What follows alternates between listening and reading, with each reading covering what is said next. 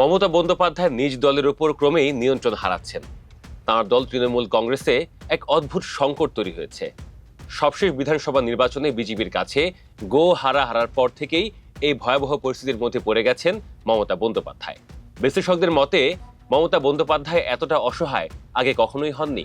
তাদের মতে তৃণমূল কংগ্রেসের কাণ্ডারে মমতা বন্দ্যোপাধ্যায় তাঁর দীর্ঘ ২৮ বছরের রাজনৈতিক ক্যারিয়ারে নিজ দলের উপর এতটা নিয়ন্ত্রণ কখনোই হারাননি। মমতার দল বিধানসভা নির্বাচনে হেরে যাবার মাত্র ১ মাসের মধ্যে তৃণমূলের আইনসভা উইং মমতার হাতছাড়া হয়ে গেছে। দলবিরোধী কার্যকলাপের জন্য তৃণমূল থেকে বহিষ্কৃত হওয়া বিধায়ক ঋতব্রত বন্দ্যোপাধ্যায় দলের বড় অংশকে নিজের পক্ষে টানতে সক্ষম হন। দলবিরোধী দলনেতা হিসেবে মমতার মনোনীত প্রার্থী শোভনদেব চট্টোপাধ্যায়কে বাদ দিয়ে তৃণমূলের ৮০ জন বিধায়কের মধ্যে ৫৮ জন ঋতব্রত বন্দ্যোপাধ্যায়কে সমর্থন দেন। বিধানসভার স্পিকার ঋতব্রত বন্দ্যোপাধ্যায়কে তৃণমূলের পক্ষ থেকে বিরোধী দলনেতা হিসেবে স্বীকৃতি দেওয়া হয়েছে, যা দলীয় হাইকমান্ডের সিদ্ধান্তের বিরুদ্ধে এক বিরাট ধাক্কা। দলের নড়বড়ে পরিস্থিতি সামাল দিতে এবং বড় ধরনের সাংগঠনিক বিভাজন ঠেকাতে মমতা বন্দ্যোপাধ্যায় তড়িঘড়ি করে অর্থাৎ তাড়াহুড়ো করে রাজ্যের সমস্ত দলীয় কমিটি এবং ফ্রন্টাল অর্গানাইজেশন যেমন যুব ও ছাত্র সংগঠন ভেঙে দিয়েছেন। এটিকে রাজনৈতিক পর্যবেক্ষকরা তার চরম নিয়ন্ত্রণহীনতা এবং এক প্রকার প্রতিরক্ষামূলক বা কৌশলগত পদক্ষেপ হিসেবে দেখছেন। তৃণমূলের এই বিপর্যয়ের পেছনে আরেকটি বড় কারণ হচ্ছে দলের পুরনো সাংগঠনিক কাঠামোর চাইতে কর্পোরেট নির্বাচনী সংস্থা যেমন আইপ্যাকের উপর অতিরিক্ত নির্ভরতা। এর ফলে তৃণমূল স্তরে নেতাকর্মীদের সাথে শীর্ষ নেতৃত্বের এক চরম দূরত্ব তৈরি হয়েছে।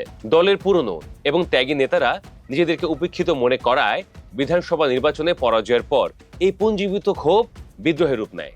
বাস্তবতা এখন এমন যে মহারাষ্ট্রের শিবসেনা বা এনসিপির মতো তৃণমূল কংগ্রেসও এখন দুটি ভাগে বিভক্ত হওয়ার পথে।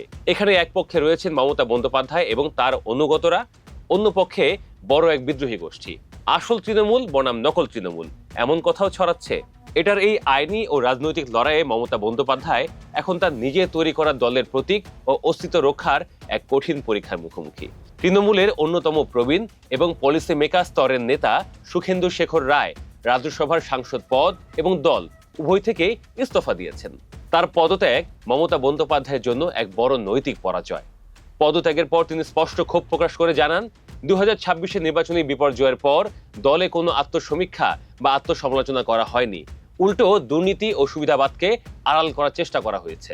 রাজনৈতিক মহলের মতে এই সংকটের পেছনে দলের ভেতরে পুরনো বনাম নতুন অথবা পিসি বনাম ভাইপোর লড়াইও পরোক্ষভাবে কাজ করছে। অভিষেক বন্দ্যোপাধ্যায়ের কর্পোরেট কায়দায় দল চালানো এবং কেন্দ্রীয় সিদ্ধান্ত নেওয়ার প্রবণতার বিরুদ্ধে দলের একাংশ দীর্ঘদিন ধরে ক্ষুব্ধ ছিল। নির্বাচনের পর এই ক্ষোভেরই বিস্ফোরণ ঘটেছে, যা সামাল দিতে মমতা ও অভিষেক উভয়ে ব্যর্থ হচ্ছেন।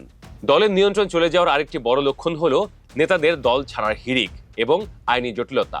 কলকাতার প্রাক্তন মেয়র এবং মমতার অত্যন্ত বিশ্বস্ত নেতা ফিরহাদ হাকিম এরই মধ্যে মেয়রের পদ থেকে ইস্তফা দিয়েছেন এবং বিদ্রোহী শিবিরের নেতা ঋতব্রত বন্দ্যোপাধ্যায়ের সাথে বৈঠক করেছেন।